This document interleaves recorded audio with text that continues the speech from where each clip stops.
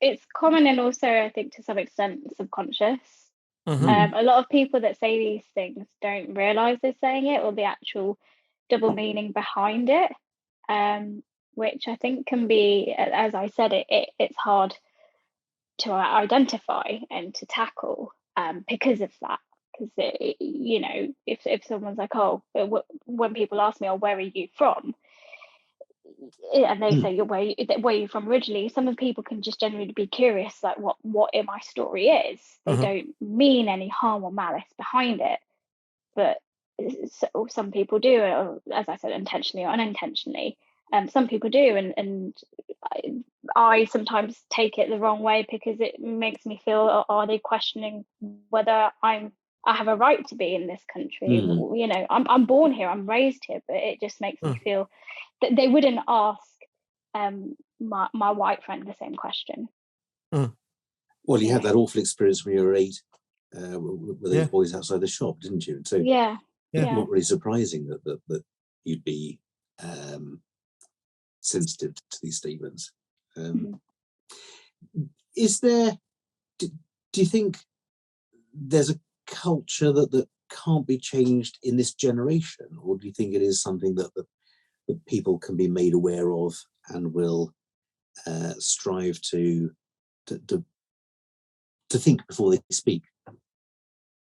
Yeah, I think the latter, that we can try to unlearn those subconscious traits where possible, and try to be more mindful of what we say, how we say it.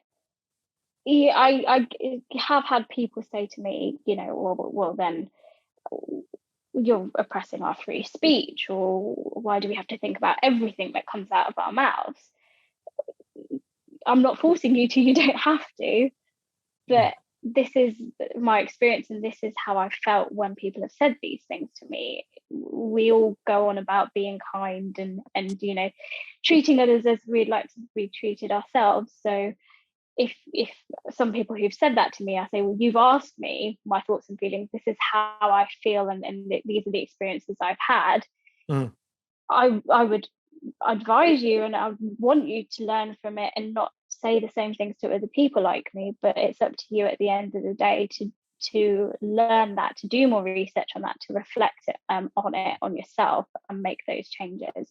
I am seeing people do that, but yeah, I think it must be quite brave to call people out on this sort of thing. Do you actively call people out if they say something like that? I try my best to. Okay, because that takes a lot of courage.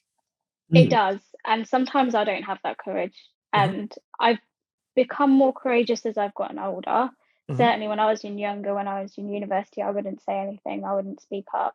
Right. Now I do start to call things out. I find myself calling people out that I'm familiar with, who I know. So my work colleagues, my family, my friends. I still struggle with calling it out to strangers, sort of clients or member of the public. I still find that quite uncomfortable. That can be quite dangerous. Yes. And also, I suppose you're thinking, well, I don't want to alienate this client. I don't want to make them think, oh, she's bristly, I don't like her as a vet anymore because she's made me look small and stupid, or made me look racist, or made me look a whole heap of things. But there must be some way of letting people know. Maybe people watching this podcast will think, I'm going to think about what I say in future. I need to ask you this, Janika, because you said calling friends and family out. Yeah, I think that's really important, and I think that's a good place to start when you're unpacking these things and having those realizations yourself.